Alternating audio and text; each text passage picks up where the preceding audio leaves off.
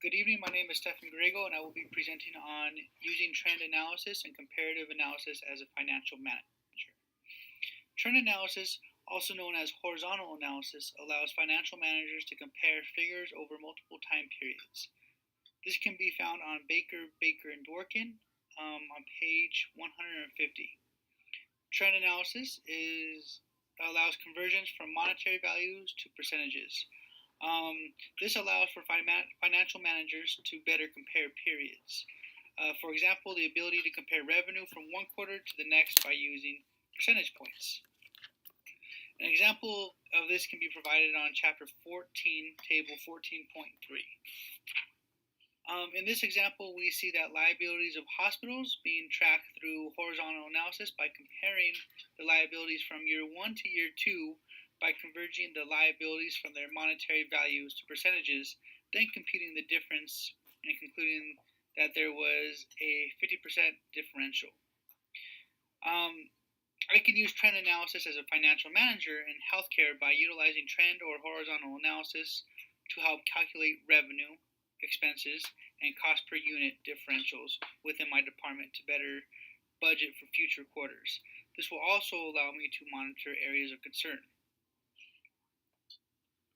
Comparative analysis allows for financial managers to combine both vertical and horizontal analysis to better forecast future expenses within the department.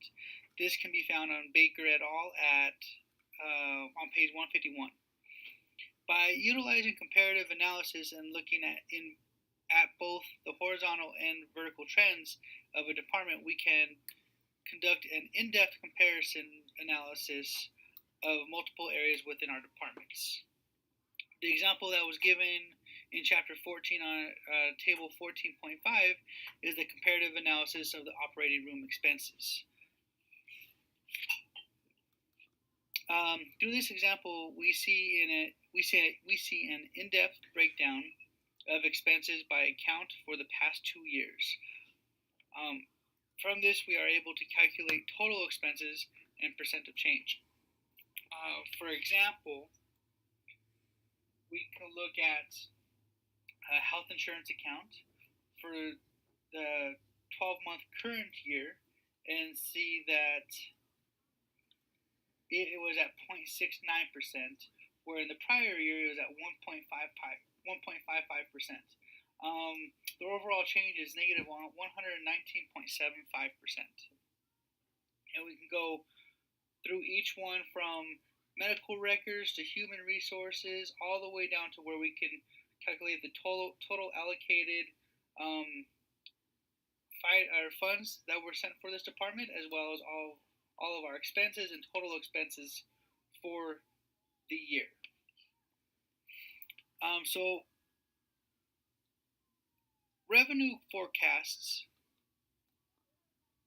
staffing forecasts, and operating expense forecasts all have benefits and challenges.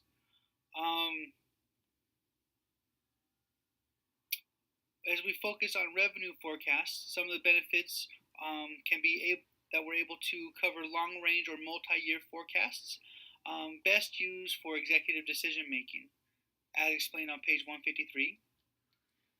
Some of the challenges, one of the major challenges is making assumptions. So there are 5 assumptions that we'll go into a little bit deeper later on, but these 5 assumptions are utilization, patient mix, contractual allowance, trend analysis, and payer change.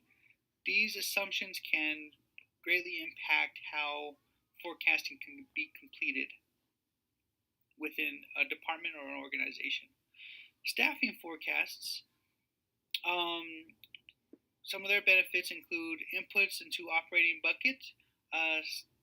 Factors include being able to look at controllable expenses, scheduling requirements, and master staffing plans. Whereas some of those challenges are looking at the non-controllable expenses and the required minimum staff levels. So those required minimum staff levels are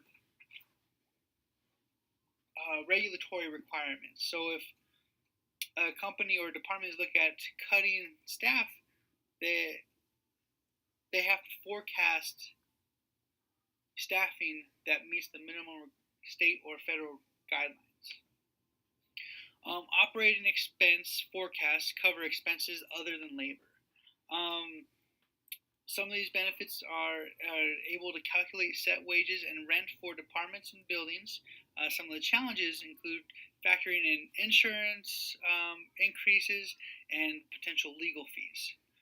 Forecasting is essential when it comes to business planning, and it needs to estimate future sales, inventories, and personnel to accommodate and justify capital to meet the expectations. This can be found on Jackson and Cable 2002. As financial managers in healthcare, we can better forecast for future employees, expenses such as new equipment, and potential revenue. For the example of the OR, we can see these forecasts help play a role in either the increased or decreased operating revenue for future quarters and years, as well as future equipment that may need to be purchased for operating rooms, additional operating room technicians, or surgeons for that matter. Assumptions and revenue forecasts. So, as explained earlier, there are 5 assumptions in revenue forecast. We'll go ahead and break these down right now. So the first assumption is utilization assumption. Utilization assumption is basically the amount of days forecasted that patients will need to stay in the hospital as inpatient rather than being transferred to outpatient care. So, for the example of an operating room, to better ensure that you are opening up your beds as quickly as possible, you want to look at how quickly you can move them from an inpatient requirements to outpatient requirements. And there are legal guidelines for those as well that have to be met prior to moving from inpatient to outpatient care. The next assumption is patient mix assumption. This is the ability to forecast the type of patient the OR will receive. For example, you may have a Medicare patient, a Medicaid patient, private pay patient. Other ones could be self-funded, or for instances like Kaiser, you have HMOs, which are the Kaiser healthcare plans. Being able to forecast how many patients you will have or members you will have that are focused on each one of these areas will be able to help you kind of calculate your future unit or financial revenue. Contractual allowance assumptions. This is calculated by multiplying the assumed rate for service or procedure performed on the patient by reviewing previous year's net amount, allowed charges based on payer. Assumptions impact revenue forecasts in many ways. We will break down these impacts by diving into 2 other assumptions and how they impact the OR. These 2 other assumptions will be trend analysis assumption and payer change assumption. So trend analysis assumption is taking the data found in trend analysis and applying them to the forecasted data if applicable. So not everything from the trend analysis needs to be forecasted into the revenue forecasts. Payer change assumptions. This is a prospective assumption which factors in regulatory requirements for payment. So Medicaid and Medicare, they give set payments no matter how many members you have, and the OR has to kind of factor those payments in when forecasting for revenue. Common sizing statements as explained by Baruch Lev are financial statements that are converted into fractions, and these changes are investigated. In layman's terms, if It allows the OR or hospital to compare itself to another OR or another hospital. It allows them to compare each other to their peers or to their competition for that matter. By using common sizing and trend analysis, we can better understand capacity for the OR by comparing our costs and bed size with others around us. We can also compare budgeted expenses for inpatients compared to the industry standard. This will allow you to better target forecasted financial budgets to meet industry standards, or better justify why your department may be able